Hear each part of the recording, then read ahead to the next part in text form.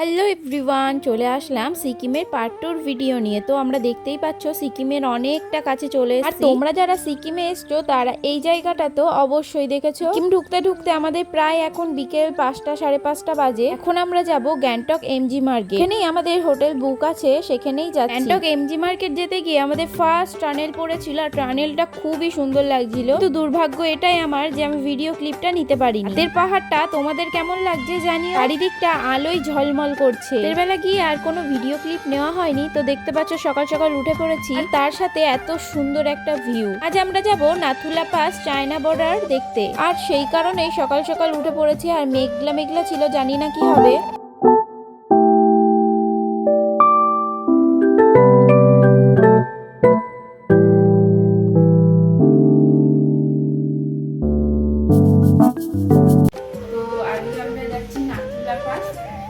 কারণ কি হচ্ছে, আমাদের বাইরে পারমিট পাইনি, সেই কারণে এখান থেকে গাড়ি ভাড়া করে তো আমরা যাচ্ছি Nathula pass, China border, Changu lake, এগুলোই দেবো, বাবা মন্দির, এগুলো দেখার জন্য।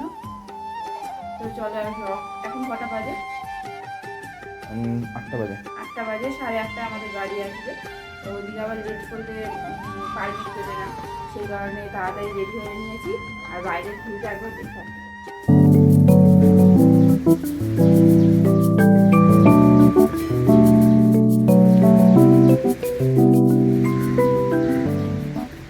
তো সকালের ব্রেকফাস্টটা কমপ্লিট করে বেরিয়ে পড়লাম নাথুলার উদ্দেশ্যে। তো আমরা দেখতে পাচ্ছ গ্যাংটক থেকে এখন বেরিয়ে যাচ্ছি, আর এখন যাবে পেট্রোল পাম্প। আর দেশের যে এখন পরিস্থিতি, পেট্রোলের খুবই সমস্যা, এই কারণে পেট্রোল পাম্পে খুবই ভিড় ছিল, আর আমাদের অনেকক্ষণ অপেক্ষা করতে হয়েছে। পেট্রোল ভরা কমপ্লিট, আর এখন আমরা উঠে পড়ছি গাড়িতে। তো এটা হচ্ছে আমরা প্রাইভেট গাড়ি নিয়েছিলাম। আমরা 4 জনের জন্য এই প্রাইভেট গাড়িটা বুক করেছিলাম। এটার ভাড়া পড়েছিল 6000 মতো। আর দেখতেই পাচ্ছ একদম মেঘলা মেঘলা ওয়েদারটা খুবই খারাপ আছে। জানি না নাথুলা বন্ধ করে দেবে কিনা। যেদিন রাতে আমরা পৌঁছেছি সেদিন রাতের থেকেই তো বৃষ্টি হচ্ছে। আর পাহাড়ের রাস্তায় সেই ফ্ল্যাগ গুলো দেখতে আমার খুবই ভালো লাগে। আগে আমার জানা ছিল না যে এই ফ্ল্যাগ গুলো লাগানোর উদ্দেশ্যটা কি। তবে ড্রাইভার দাদার কাছ থেকে জানতে পেরেছি যখন কেউ মারা যায় তখন এগুলো লাগানো হয়।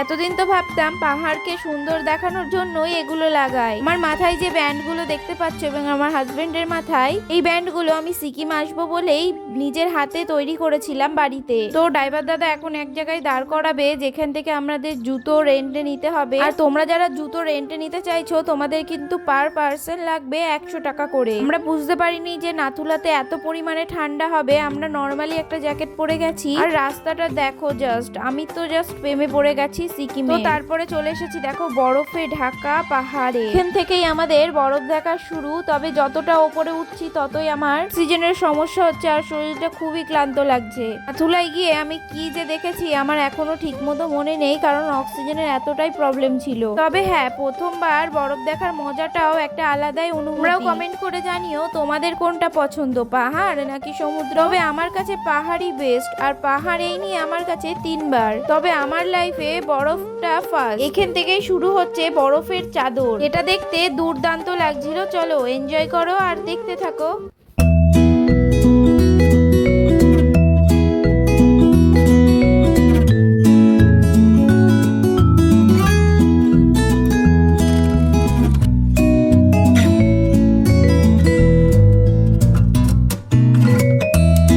নাথুলা পাস চায়না বর্ডার তোমাদের কি কোনো ক্লিপই দেখাতে পারলাম না, কারণ আমি খুবই অসুস্থ হয়ে পড়েছিলাম। ঠিকভাবে চোখ খুলতে পারছি না, কিছু দেখতে পাচ্ছি। তারপরে শুরু হয়ে গেছিল নাথুলাতে স্নোফল, যে কারণে খুবই শরীর খারাপ লাগছিল। আর এখন আমরা আছি নিউ বাবা মন্দির। এখানে ঢুকে মনটা খুবই শান্তি হয়ে গেল।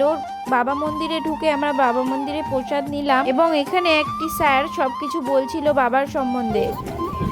হ্যালো, এখন আমরা আছি নিউ বাবা মন্দির, আর ওলটা বোধহয় ওইদিকে আরো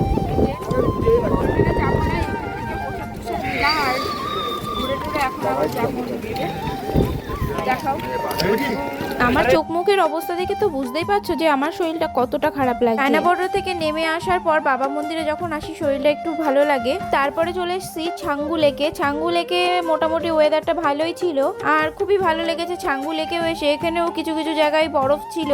এখানে আসলে তোমরা এই চমড়ি গায়ের পিঠে উঠে ঘুরতে পারবে। তারপরে আমরা একটু রেস্ট নিয়ে চলে এসেছি এমজি মার্কেটের দিকে। অনেকটাই রাত হয়ে গেছিল, তো পরের দিন আবার বেরোতে হবে লাচুং এর উদ্দেশ্যে। সেই কারণে আমরা একটু গ্যাংটক মার্কেটটা ঘুরেই চলে যাব রুমে। এর জন্য কিছু কেনাকাটি করে তারপরে খেয়ে দিয়ে আমরা চলে এসেছি রুমে। দেখা হবে নেক্সট পার্টে। ততক্ষণ ভালো থেকো সবাই, সুস্থ থেকো আর অপেক্ষা করো নেক্সট ব্লগের জন্য।